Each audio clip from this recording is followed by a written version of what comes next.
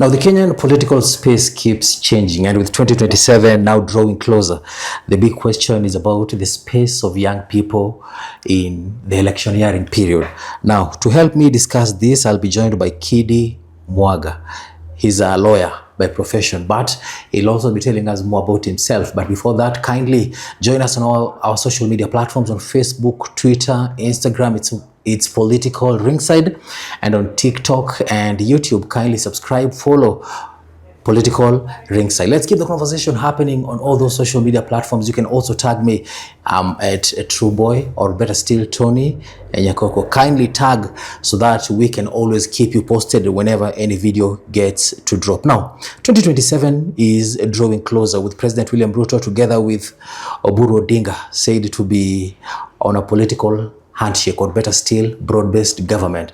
And KANU is also iko hapo katikati. So we'll also be discussing matters to do with KANU, because our guest today has also worked closely with KANU together with Gideon Boy. Karibu sana kwenye show. Asante sana. Unafeel aje kwanza? How do you feel being on the set today? Well, I of course happy. One, because of the wonderful work you are doing here. Yes. Secondly, because of the enthusiasm that you guys exude.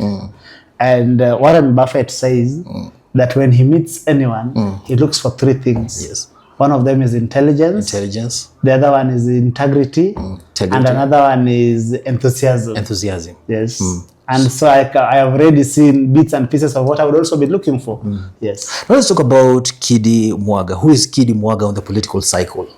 Of course, you know, we are all have multiple layers. True. And so an opportunity to unfurl myself, the people of Kenya, is an opportunity I cannot turn down. Again, as you have rightly said, I am the Kidi Mwaga. In the event there was any doubt. Of course, I've certainly worked with the young people of Kenya in multiple capacities. One of them being the Secretary Policy and Legislative Affairs, KANU. That is Kenya African National Union. One of the oldest parties in the country. Of course, the Independence Party.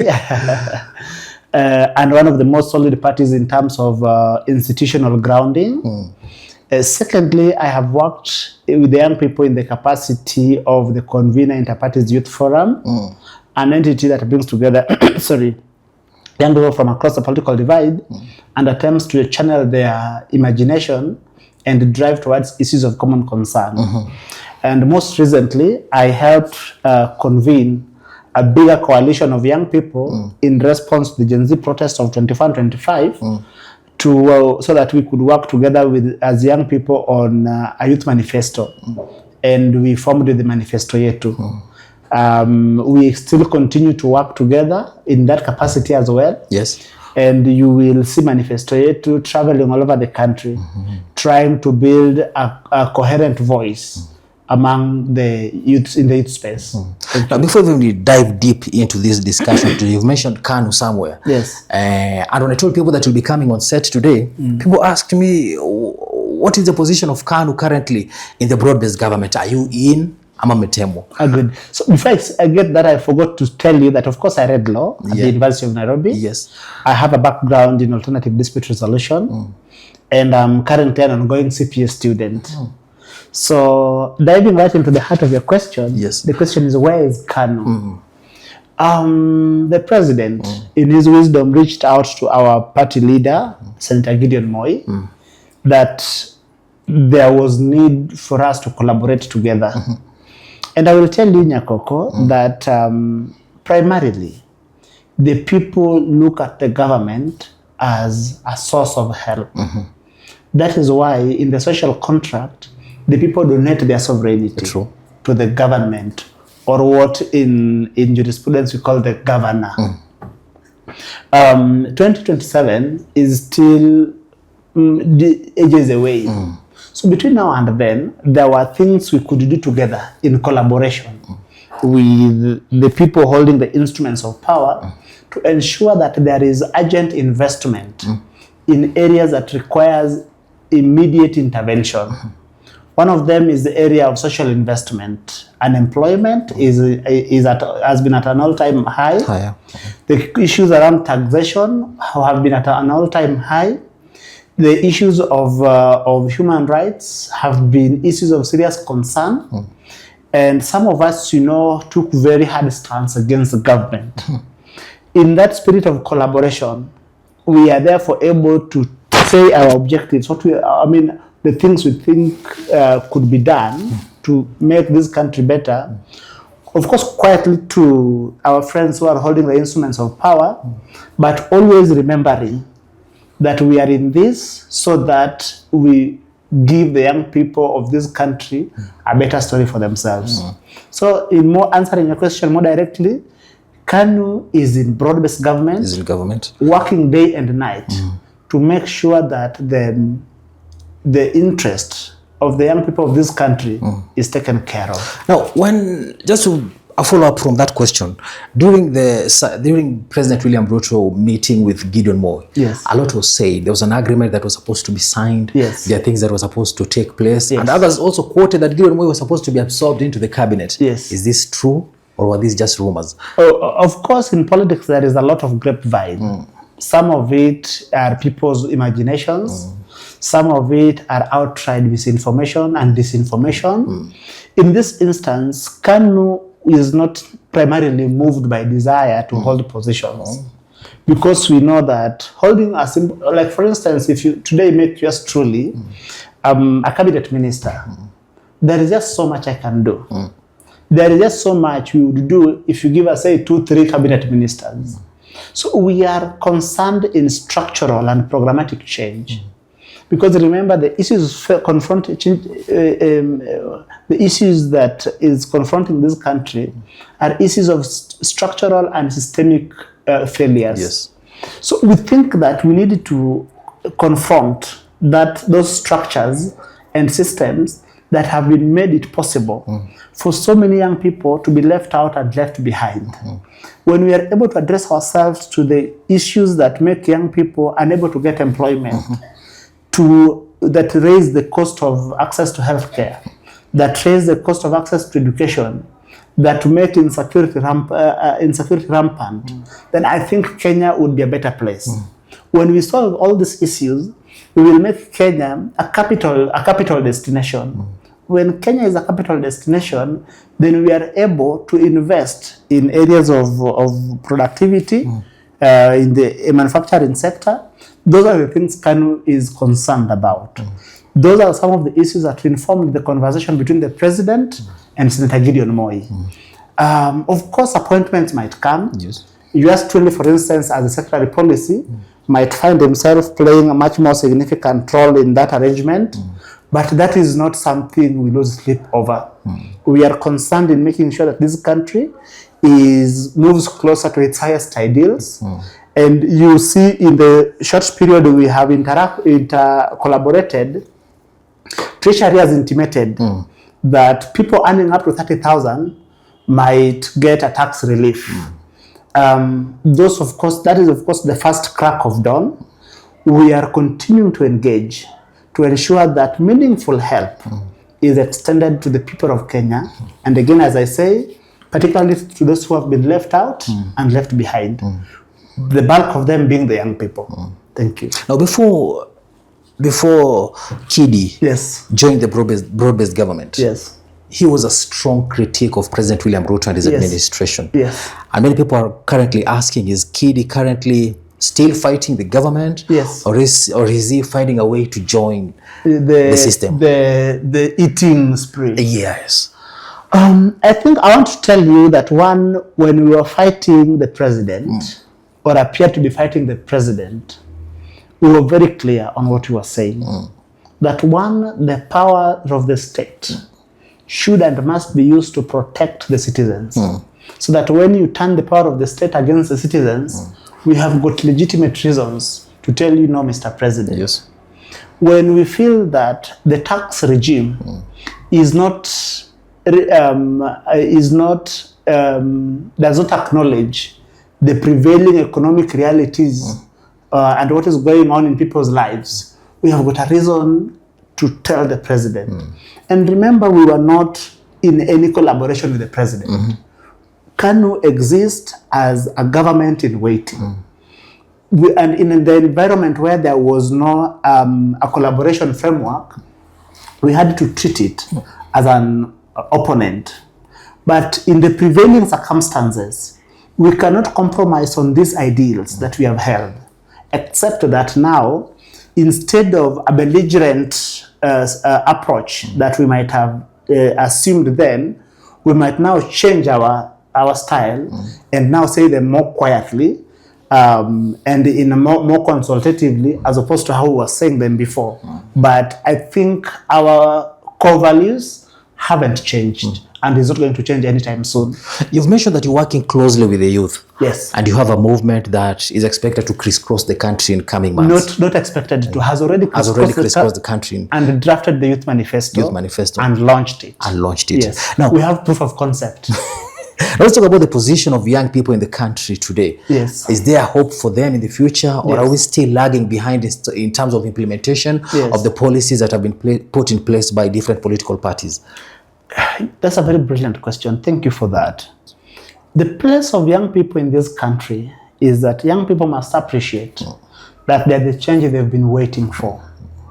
And therefore, they must take a long, hard look at themselves. In the course of the work we were doing under Manifesto Yetu, one of the things that was very disconcerting is how young people don't take time to be informed about the issues. So that you think that people know, but as you get to discuss the real issues, you get a feel that people are only on the surface. People are only moved by the slogans. People are only on the one-liners. But then properly getting acquainted with what is happening, that is an area that still requires so much work. That is why under, of course, Manifesto Yetu, Interparties, and the other networks we are, of course, forming, we must make sure that young people are informed politically on their civic responsibilities, on their responsibilities to the state, on their responsibilities to themselves, and their responsibilities to one another. I think if we are able to deal with that decisively, the young people will be ready to take the bull by the horns, to reclaim their country, and to make sure they put in office people who are able to appreciate that they are trustees of the people. And I'll give you an example. Right now, there is a lot of suffering because of high unemployment rates, because of the high cost of living, because of high cost of healthcare. But then you see the government has brought some of the programs such as Nyota. Nyota, of course, for you and I, or the people like us, we can easily dismiss it. Because I saw your SUV out there, 20,000 is nothing. That is your fuel for 1 week. But there is a young person, Mashinani, who given 20,000, he could do so much with. You see that even young people, who ideally should be beneficiaries of such programs, beginning to politicize such programs. So I think that we must be cautious as young people to inform ourselves of the issues at hand. And where there are gaps, like for instance, if there are gaps, like there are still existing gaps even in SHA, we must be able to point at those gaps objectively without trying to also politicize them, because sometimes in politicizing them, we cloud the environment so much that makes it difficult to rectify these issues. Thank you. Now, you've mentioned about the position of young people in the society and the political space at the moment. Yes. But the big question at the moment is the youth leadership real power, or is it just a cosmetic cover-up? Again, another wonderful question. Is the youth leadership a real power? Yes. Or is it a decoy? Yeah. I'll tell you one thing.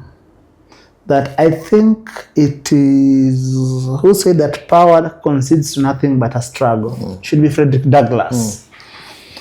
But I'll tell you that power is always organized.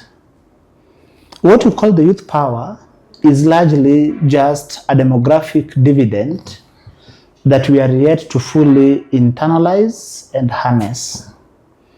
Because, for instance, right now, as we speak, usually we do, when the issues we agree on, you realize that jealousy, personal character assassination really gets in. So that, for instance, our brother Kasmuel, for instance. I know him. When our brother Kasmuel was on the forefront of the Gen Z protest, everyone celebrated Kasmuel. But then, when Kasmuel was then taken in by His Excellency, the late Raila Amolo Odinga, I think we should have celebrated Kasmuel because the place of mentorship is very important. I want you to remember that even Moses, the biblical Moses, was only effective in getting the Israelites out of Egypt in part because he had grown in Pharaoh's house and understood the systems. We should have treated our brother Kasmuel with, I think, much more love. But I think the reprisal he has received on social media, the bulk of it, in my view, is unjustifiable. So I think that, so back to your question, is the youth power real? Yes, it is real to the extent that we are able to genuinely band it together, frame our issues better, and stick to these issues, which is part of why we are forming the Youth Manifesto. But when we still allow ourselves to be divided on the basis of nefarious divides, this political party, this tribe, this age, this region, then you will realize that, for instance, when Rigathi Gachagua will say that they are taking the leadership of Nairobi as people of Mount Kenya, that is going to, and so if a young person in DCP also takes that position, I would ask myself, what happens to me, someone who comes from the Lake region? So I think that as young people, we must still come back together and be able to reframe our own issues and stick to them and fight for those issues. You've mentioned a project that is currently running and was initiated by President William Ruto a few months ago, the Nyota program. Nyota program, yes. And a lot of stories are rotating around it. Now, you being in the broad-based government, I'm quite sure you've heard them. Yes. Was this money a grant that was given to Kenya and is being distributed by President William Ruto, or this is just money from the government itself? Oh, well, unfortunately, I don't work for the Ministry of SMEs, but I think that the word out there is that the money is a grant from the World Bank. I am told that this money is therefore given to young people between, I think, the ages 18 and 29. 29 years. And 29 years. This money, it is called business support because there are different facets of Nyota. One of them being, I think, recognition of prior learning, plus other facets. There is a savings facet, then there is a business support. So this program is supposed to ensure that young people who are in business or who are in process to run businesses get support to, I think, a tune of 50,000. The first batch being 22,000. I think that, and then the PS, I think, said, yes, she was on Citizen television, I think, yesterday, where she said that this money is therefore repaid, but indirectly. Yes. That when the business is successful, this is the young person who is able to therefore generate revenue and income, not only for himself, but also support the people around him. That is part of why I call it a social investment. So of course there are politics about it. Politics that I'm not a politician, and therefore I will not get into the politics of it. As a professional who finds himself in the political space, I think that to the extent that that money is a grant from the World Bank, I know we've got an obligation to repay that money as a country. But then that therefore also means that the young people who receive it must again be much more diligent. Because remember the timeless words of John F. Kennedy when he says, ask not what your country can do for you. But what you can do for your country. Excellent. Let's talk about the youth movement in the country, because you're so passionate about youth. Yes. The Gen Z movement that happened about a year ago. Yes. Why is it that when politicians begin to show up in these movements, they begin to collapse? Yes. You've mentioned Casmuel Makore. Yes. Is a good example because he was in the forefront. Yes. But when the political class began to show itself in the movement, yes, they are perceived to be collapsing. Why so? Well, one, you must appreciate that the politicians, particularly the legacy politicians, one of the things they fear very much is an organized youth voice. That is why they will do everything to dismantle those youth voices. One of the tactics, of course, they use is co-option. And other people have, so one of the tactics is co-option. The other tactic they use is destroying people at the front run. If they can't co-opt you, they make sure that they destroy you. Yes. They can destroy you by running slander campaigns, finding people to run slander campaigns against you, that when your name is mentioned, people post, hey, that is Nyakoko.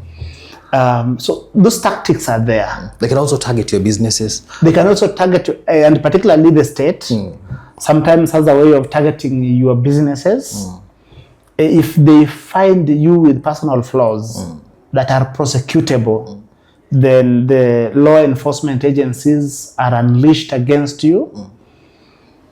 But again, as I said earlier, while quoting Frederick Douglass, that power concedes to nothing except a struggle. Other young people elsewhere have demonstrated to us that being able to stay the course usually has got better returns. Of course, sometimes at great personal cost, but greater returns to the entire society. And I'll give you an example. Martin Luther King Jr. was only 26 years old when he led the Montgomery bus strike in 1956. Martin Luther King Jr. then dies when he is not even 40 years old. When we speak about Martin Luther King Jr., we think he was an old man. No, he was a young man, still struggling with these human fibers we struggle with. Look at Malcolm X. Malcolm X was killed at 39, a fairly young man. So I think that, but you see, the work that Martin was able to do from 1956 is what leads us to the Voting Rights Act of 64 and the Civil Rights Act of 65 under Lyndon Baines Johnson. Over here, you know, the work that people like Raila Odinga and James Orengo and Kiraitu Murungi did as young Turks, in a small way help us sustain pressure towards reintroduction of multi-party democracy. You know, the consolidation of young voices, especially after 2007 elections, helped us in a large extent avoid a bloody elections in 2013, helped us get the new constitution in 2010. And so I think that the voice of the young people is central in making sure that we have got a more sane and a more sedate society. Thank you. Now, towards every electioneering period, we always hear this phrase, youth inclusion. Yes. In 2022, towards 2027, we're currently hearing that the word youth inclusion. Yes. Is it a scam in the country, or is it something that is very viable? Youth inclusion is something that we must take much more seriously as a society. Because constitutionally, Article 55, Article 100 is clear. Inclusion of young people in all the state appointments. Inclusion of young people in the running of the society. And not only young people, but also other special interest groups like women, persons with disabilities, and ethnic minorities. But you realize that it is one of those things that we have more often than not just played lip service to. For instance, if you look at the appointments as they have been made, they attempt to include young people.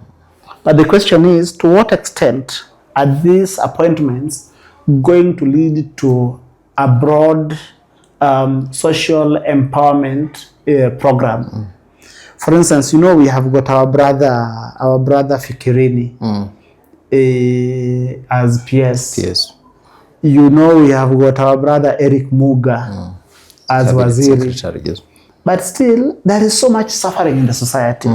So from where I sit, I think that we as young people, when we are able to consolidate our voices, then we are able to identify our priority areas. That in terms of employment, let us, for instance, start with an apprenticeship act. So that through the apprenticeship act, we have got government deliberately supporting young people to learn skills while on the job and then upscaling. That too, we have, because there is so much wastage in the country and the EACC is unable to be everywhere, let us, by legislation, build a socio-political accountability infrastructure all over the country where young people are able to keep a watchful eye on those who are presiding over public affairs, so that the governors are held accountable by the people. The MCS are held accountable. The MPs, while they're coming to parliament, there is a mechanism through which they engage with the people, so that as they pass laws, they don't pass laws that are undermine our sovereignty. I'll give you an example. There have been attempts, especially in the area of agriculture, to make it criminal to plant seeds that we used to produce naturally. There was an attempt to introduce GMOs and make it mandatory that even the seeds we are planting have to be from those, you know, supplied by those mega manufacturers. Of course, you know how that would undermine our safety and sovereignty. True. There is a conversation about the health sector that where we are collaborating with our friends, the United States. But if you look at that framework, it presents certain challenges. For instance, where it suggests that whenever there is a pandemic here, we can have drugs coming from other jurisdictions, and that those drugs will not be tested, subjected to clinical trials here, that they will be deemed to have been properly tested. So the question is, what if we find ourselves in a situation like the Tuskegee program, where in spite of availability of treatment for syphilis, black population in other jurisdictions were left untreated for a long period of time because other people wanted to see how the disease progresses in the body.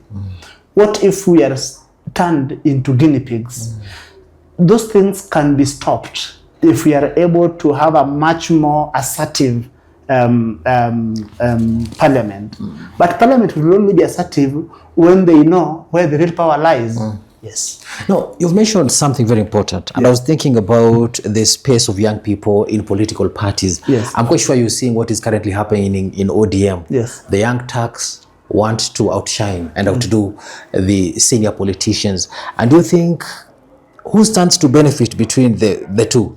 Is it that young politicians want to be seen at this moment, or is it old senior politicians want to overshadow the young politicians? The battle in ODM is not about the young versus old. It is a battle between the entrenched political interest and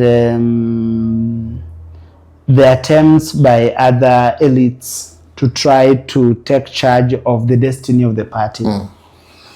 Because I know you are referring to the rally that we saw in Busia. Yes, and the one that happened also in Kibra. I would want to address myself to the Busia rally more. Because the rally in Busia has got nothing new and fresh. I'll tell you this for a fact. Part of why I'm saying it has got nothing new and fresh is that the people who are taking charge of that rally are people with vested political interest. These people, for all the time they've been in Bunge, for instance, they had got a number of MPs in their midst. Tell me one legislation that those MPs have authored that makes the story better for young people. Just one. There is nothing. They had a governor in their midst. What is his track record as we are speaking in his area of jurisdiction? We've got one of them in the Senate. Tell me one thing, apart from shouting at governors when they go to the Senate. Oversight. Yes, tell me one thing he has done in terms of making sure that there is actual oversight taking place, including in his county of where he should be seen helping ensure that there is accountability. So I will tell you this, that there are other forces that would want to see ODM go in different ways, and those forces have attempted to hijack ODM, especially after the death of Mzee. They have attempted to run narratives about ODM and what Baba had said. We've had them pose the question, who told you? Again, in the absence of Baba, you know that people would want to take advantage of his demise to run political agenda. And so that brings me into landing the question that we must ask ourselves, that what is the best interest of the ODM constituency? When you talk of ODM constituency, you begin with the coast region, you come to what you call Masai land, you come to Luo Nyanza, and you come to Western. Those were traditionally ODM strongholds. So the question within this, that are they better off working with other entities, or are they better off within the broad-based arrangement? While I can't pretend to know what is best for ODM, but I will tell you that opposition, as presently constituted, there is no one credible candidate or individual with a track record that you can say that if ODM were to regroup, that ODM would work with. So unless ODM within its rank then is able to produce that individual. But then the people who are seeking to peel themselves off, you know, leadership is about humility. And you know, someone is not a leader the moment they are ready to say that I am better than everybody else. So that if we saw them willing to able to pull together with Dr. Buru, then use internal structures to be able to ensure that the party remains strong and a leader emerges from within, that would have given me faith in the people trying to run away. But as it is, it appears to me, and I could be wrong, it appears to me that there is a nefarious political scheme that they are up to, and time will tell us what this nefarious scheme is. But I don't think it is a scheme that young people, and particularly this country, can have faith in to help us move to pull us to our higher ideals. Why am I saying this? Remember that in the last 10 years, we had a government in place. The bulk of the people who are in that government forms the bulk of what you call the United Opposition. Yes.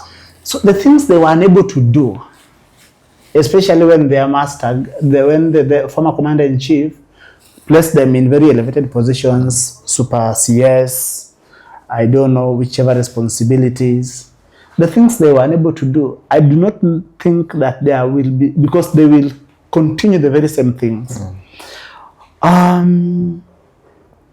think that because, particularly when you look at ODM constituencies, there is the Galana Kulalu program that is running in Tana River, that has got a serious potential of turning the fortunes of the coast region. We have got the infrastructural network going on in places like the Lake region, programs that have been abandoned by successive governments, and other programs taking place. I think what ODM could do is how to make sure that these programs are implemented better. But parties exist to form government. Parties exist to exercise state power. When you are closer to where state power is exercised, you become strategic. And I think that the team that is keen to work with the president between now and 27 are much more strategic, from where I sit, than the people that want to foment chaos in the streets. Yes. Now, as we go for a quick break, Yes. I just want you to answer this question. During the Gen Z protest, we saw a lot of Gen Z come out to the street, Yes. protest, Yes. demand for accountability, demand for justice, demand for employment, demand for opportunity in the country. Yes. But after it died, the big question now remained, was the Gen Z movement activism changing Kenya, or was it a passing cloud? Does it have any potential as we head towards 2027? Well, the Gen Z protest of 24, remember, was to a great extent inspired by how the government was communicating the finance bill. There was a lot of course, arrogance and recklessness on the part of the people that were tasked with the responsibility of communicating the finance bill. That is number one. Number two, remember, there was a genuine economic frustration in the lives of so many, a frustration that continues to fester to date. And that is part of why I think programs like Nyota are welcome. Because Nyota is actually 1,000 times better than what we used to call Hustler Fund. So I think that those are critical first steps. They might not be perfect, but they are steps that needs our support. So, in answering your question more directly, was it a passing cloud or was it a force for good? I think it was a force for good, but then we must also guard against the entrenched interest trying to undermine the voices of young people. There are narratives that have been peddled, like young people don't vote, young people don't, I don't know, do what. They are only social media warriors, keyboard warriors. I think that is what you call an anti-youth narrative, which we must reject. The young people, the numbers are not surging up because of some certain structural issues that under my leadership at Interparties and under Manifesto Yetu, we are already taking up with the IEBC. We want to make sure that while we do continuous voter registration, that instead of keeping the officers in the constituency offices, let the officers move, so that as they move, young people, while struggling to find something to eat, can spare 10, 15, 30 minutes to go register and come back. But you see, when a constituency office is 30 kilometers away, 50 kilometers away, where you have to spend 200 to go and back and wait, you'll have to ask yourself, do I have to spend this 100 on fare or do I eat? So those are structural issues that we are going to take. We are already discussing with IEBC. We want to make sure that we are targeting about 19 million voters. We want to make sure that we hit that number by the time the Firimbi imepulizwa that now we are going to the 2027 elections. In a scale of 1 to 10, yes, rating the government performance in terms of communicating to the youth. Yes. After the protests. Yes. In a scale of 1 to 10 at the moment, how can you rate the government? I think they are at 5. At 5. At 5, because there is still elements within government that still wants to treat the youth voices with contempt. You still want to hear people saying that young people are partyless and formless, and yes, there is a lot of still tinges of arrogance towards young people and youth-led civic engagement. But then you see, it is an arrogance that we must put an end to. So I think that it can get better.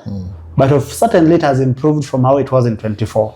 Yes. Now, talking about the political space in the country. Yes. You know, during the protests and after the protests. Yes. And I think this is why even Kasmuel decided to join the Orange Democratic Movement. Yes. The Gen Zs were saying, we don't have a party. Yes. We are partyless. Yes. We are leaderless. Yes. And many less. Yes. But they still want political change in the country. Yes. So why do you think there was this discrepancy? Young people saying they are leaderless, they are partyless, but still they want political obligations from the government. Well, I think in 24, by suggesting that they were partyless, or by young people talking about being partyless, was to ensure that no political party took credit. The other thing is that by suggesting that they were leaderless, young people were guarding against any one individual posturing that they were the architect and possibly reach out to cut a deal with the state. But again, between then and now, as young people, we have learned that we cannot be leaderless, that we must build a modicum of leadership in making sure that then some of our grievances are channeled. We must, for instance, as young people, engage in an intelligent collaboration with the political competition management institutions. This collaboration must ensure that, one, that the voice services that the young people require can be granted as soon as it is possible.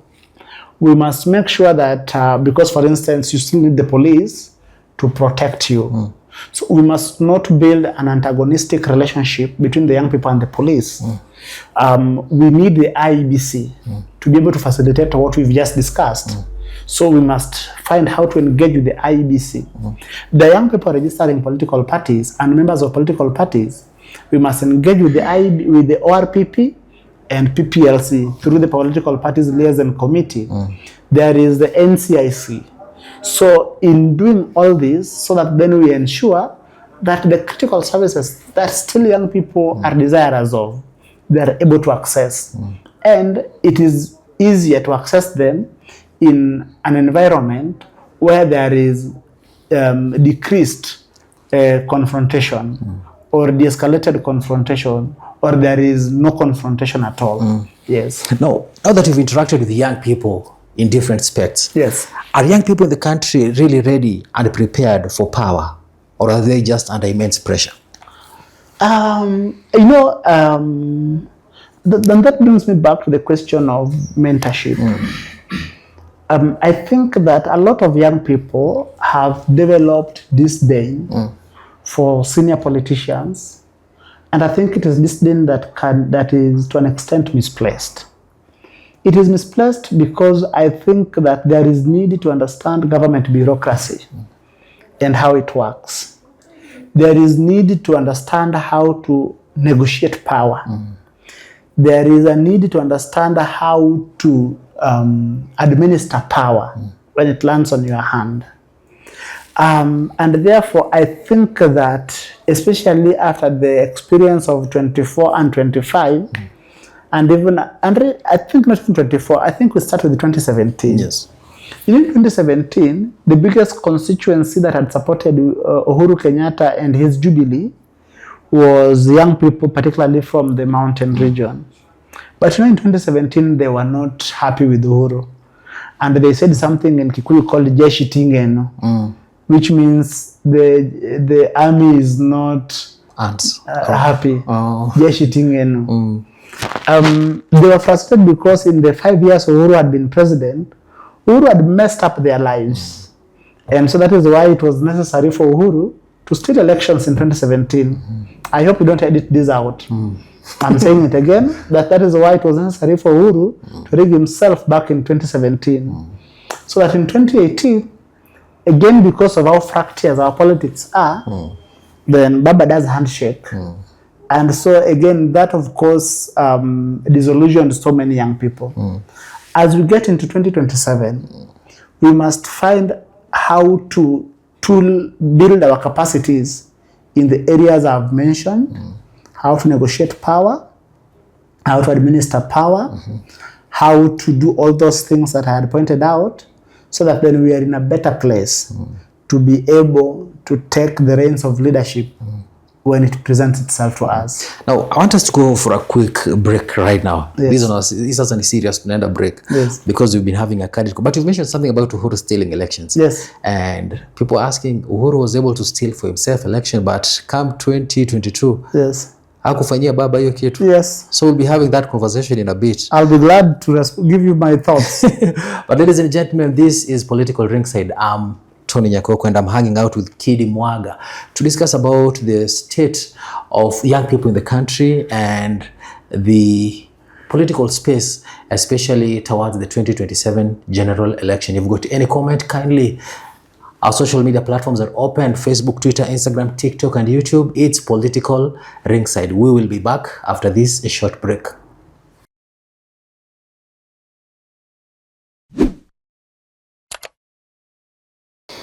Welcome back. This is Political Ringside. My good name is Tony Nyakoko. Kindly keep following us on all our social media platforms, and let's keep the conversation happening so that we can always come with conversations that matter not only to us but also to you. I'm having a conversation with Kidi Mwaga, and before we went for the short break, we talked about the 2022 general election. Uhuru was supporting Raila. Yes. And he was his choice, his preferred choice of the presidency. But you mentioned that Uhuru stole the elections in 2017, but was unable to steal or in 2022.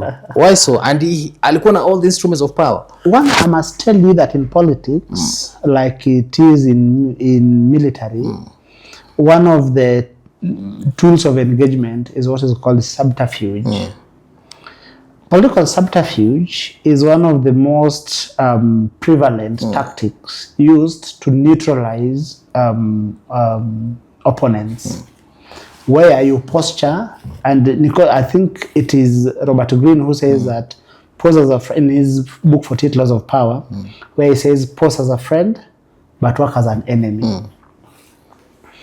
I must tell you that there was no commitment on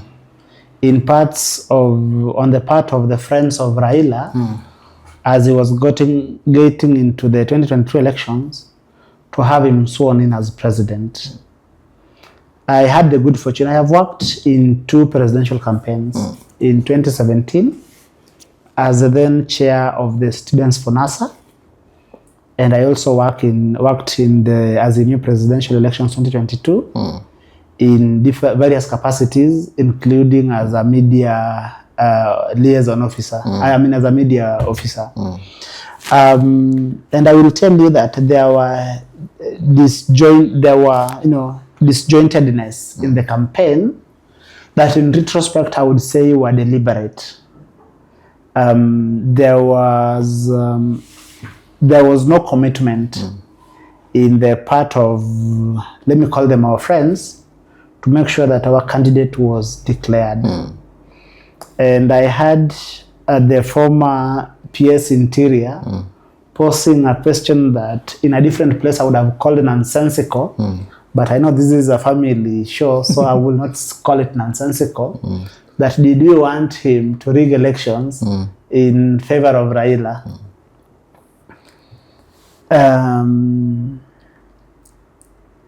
Babu said one thing, our brother Babu Owino, that give him half the power that Kibicho had, and he would have ensured that Baba was status by 8 a.m. Yes, because you see, when you are at Interior, forget about, elections. There is a difference between the campaigns and the elections. Elections is a one-day exercise after the campaigns has been done. Forget other processes, of course, has keep running. When you are at Interior, you have got a bird's eye view of everything else as it is panning out. If there was a commitment in their part that they were actually supporting Raila in both word and deed, he would have ensured that places where there were weaknesses, because he was able to map them. Remember, they even have intelligence. They would have ensured that quietly they have got those places strengthened. Because they were, from the vantage position they were sitting in, they could see those confusion and let them fester on. Sometimes not acting is acting. Remember, in law we say there are crimes of omission and commission. Yes. So by not acting sometimes is in itself helping achieve a certain end. I will tell, where is my camera? Your camera is there, right there. I will tell the people who voted for Baba in 2022 that our friends who are manning the instruments of power were not keen to have Baba declared as president. Thank you. Thank you. So that's just a disclaimer from us, Political Ringside. Now let's move on about the Gen Z movement. Yes. Now, why do political parties absorb vocal young activists and political players? They absorb them into their political circles instead of empowering them into the youth constituency. Mbona wako very quick to absorb them into their parties, but they don't want to empower them? Again, co-option has been a tool since time immemorial. And even for young people who have got larger dreams for this country, must guard against co-option. And co-option can happen in different stages. One is at the moment you show your head, they come to you with goodies and tell you, come sit here, you deserve this and that. And now when you are told you have this and that, you are told now when you speak in this way and this style, which ultimately is intended to take away the revolutionary spirit. And especially when they suspect that you are still young and naive. But when they suspect that you know your way around, one thing they do is to cut you loose. After cutting you loose and make sure that they frustrate you kabisa, the hope is that you will get hungry and frustrated. In Swahili we say, adui muombe njaa. So they make sure that your life is in a place where you want to belong, you want to have access to the lagis that your friends who are in bed with the system have, and hoping that in the njaa, you will yourself lift your hands up in surrender and say, please accept me. Again, as I told you earlier, that the legacy politicians, one of the things they fear most is an organized youth voice. But as political children of Raila Amolo Odinga, tunasema tufungwe jela, tutarudi nyuma, nipigwe teke, sitarudi. So we'll keep on keeping on to make sure that we organize the youth voices and use that organized voice to align this country with its highest ideals. Let's talk about Manifesto Yetu. Is Manifesto Yetu influencing power or just documenting frustration? Both. One is that we took time to document the frustrations of young people. Because I want to tell you that one of the things that brings moments of change is usually when there is pent-up anger. When there is a feeling in the populace that there is a mismatch between what is done by the duty bearer and the expectation of the rights holders. So Young Manifesto Yetu came in to first understand that what exactly is the duty bearer doing, and what exactly is the general expectation of the rights holder. Secondly, when that is clearly understood, then we say that what are the threats? One of the threats, when that chasm, that divide, is left unattended, is that there is a real threat of civil disorder. And I speak of civil disorder very carefully, because I want you to remember that the place of Kenyan state is not any different from the story of the African state. African state is inherently very volatile, in part because of the legacy, the colonial legacy of divide and rule. Remember, for the 60 years when the colonial enterprise was intact, Kenyan societies were not let to interact across ethnic borders, so that even the earliest political formations are restricted within the ethnic enclaves. You go to central Kenya, you have what is called the KCA, the Kikuyu Central Association. And then when other factions, people are dissatisfied with KCA, then you have the Kikuyu Karinga Association. When you come to Luo Nyanza, one of the earliest political formations is Pinyowacho by Ezekiel Apindi. When you move from Pinyowacho by Ezekiel Apindi, you come to the Kavirondo Taxpayers Association. And so that story replicates itself everywhere. The earliest, the African voices are allowed to form across ethnic political movement is in 58. But remember that the colonial enterprise started in 1888. And around that time, that is when 1888, when William Mackinnon, through his IBEACO, comes to Kenya, Imperial British East African Company. So in 1958, you have what is called the African Elected Members Association. That association of elected Africans is about 8 individuals. It is a club of 8. The first time Kenyans are allowed to form a party that starts from